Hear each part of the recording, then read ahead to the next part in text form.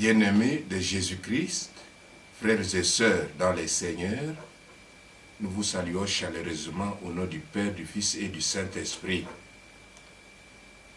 Nous écoutons partout et nous sommes conscients qu'il y a un phénomène qui menace le monde entier et principalement la race humaine.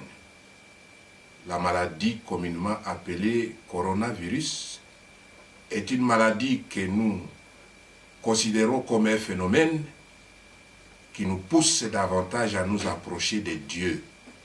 Lui, le créateur de toutes choses. Lui, le vrai et le plus grand protecteur de la race humaine et de toute la création.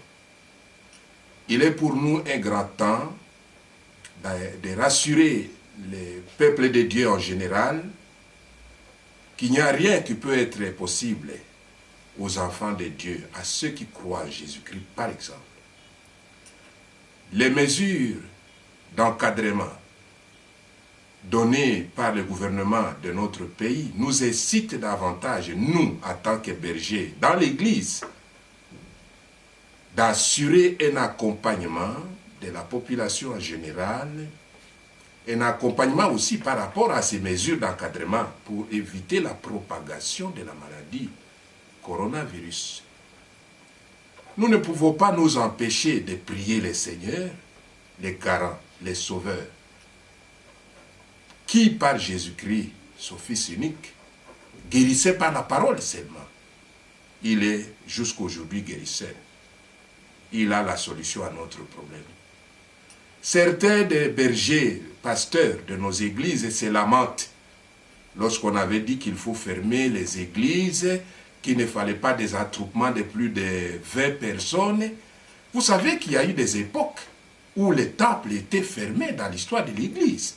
Mais c'était le moment crucial pour les serviteurs de Dieu de faire davantage leur travail, d'encadrer les brebis du Seigneur. Allez, faites la pastorale familiale, ce que nous appelons communément oikos, église des maisons.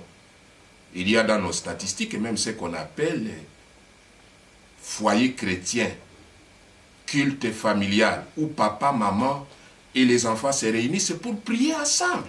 Pasteur, allons, au nom de Jésus-Christ, assurer l'accompagnement des mesures de notre gouvernement pour pouvoir encadrer la population et que nous puissions tous faire face à cette pandémie et que le Seigneur nous viendra en aide.